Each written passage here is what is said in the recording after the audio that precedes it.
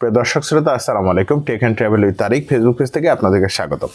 আমাকে সাতক্ষীরা জেলার একটি গ্রাম থেকে এক ভাই মেসেজ করে জানিয়েছেন যে আমি যখন খুলনাতে বা ঢাকাতে ছিলাম তখন আমার ব্রডব্যান্ড ইন্টারনেট কানেকশন নিতে শুধুমাত্র একটি রাউটার কিনলেই হয়ে গেছিলো, কিন্তু সাতক্ষীরাতে বাড়ি ফেরার পরে আমি যখন ব্রডব্যান্ড ইন্টারনেট কানেকশন নিতে চাইছি তখন আমার ইন্টারনেট সংযোগের জন্য একটা লিস্ট ধরিয়ে দিয়েছে আমার ইন্টারনেট সার্ভিস প্রোভাইডার।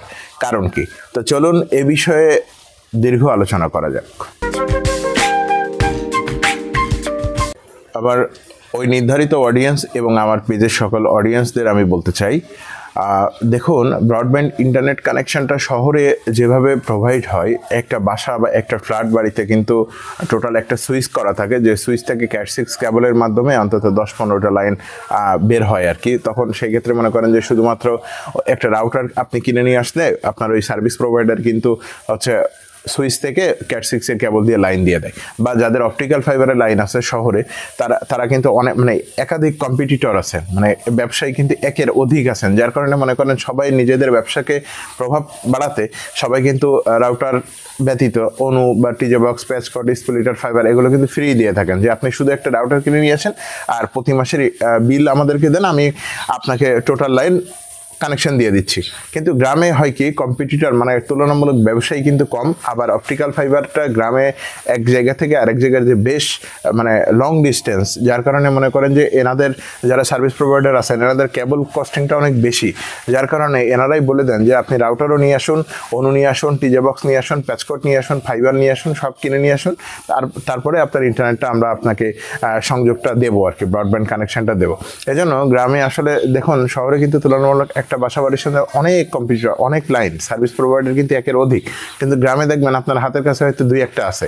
আবার মনে করেন ওনারা যেখান থেকে লাইন নিয়ে আসতে একটা লং ডিস্টেন্স, যার কারণে ওনারা কিন্তু চার্জটা একটু বেশি করে, বা হচ্ছে আপনার সবগুলো প্রোডাক্ট আপনাকে কিনতে হয় আর কি। তো পরবর্তীতে দেখবেন এখান থেকে অনেক দিন পরে, অনেক বছর পরে অনেক বছর পরে এমন হবে যে এত বেশি লাইনম্যান হয়ে গেছে, এত বেশি সার্ভিস প্রোভাইডার আপনার হাতের কাছে হয়ে গেছে, যে এই বেশি সার্ভিস প্রোভাইডারের কারণে আপনার কিন্তু আমাদেরও কিন্তু গ্রামে যারা আমরা বসবাস করি বা ব্রডব্যান্ড কানেকশন ইন্টারনেট ব্যবহার করি, গ্রামেও কিন্তু দেখবেন যে একসময় এসে বলবে যে শুধু রাউটার কিনুন, বাকিটা আমি গিফট করে দিচ্ছি, এরকম হতে পারে। আবার একসময় দেখবেন যে যখন একই ফ্ল্যাটে অনেক লাইন আমরা নিতে চাবো, তখন কিন্তু ওখানে সুইচিং লাইনও করে দেবে।